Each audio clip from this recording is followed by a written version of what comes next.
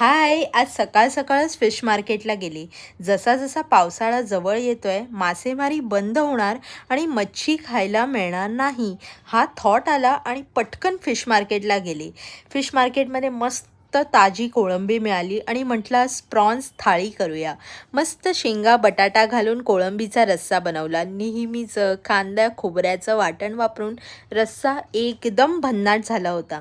आणि आमच्याकडे ना कोळंबी आणली की ती थोडीशी फ्राय करायलाच हवी, शास्त्र असतं ते. त्यामुळे थोडीशी कोळंबी तळली आणि मस्त प्रॉन्स थाळी बनवली.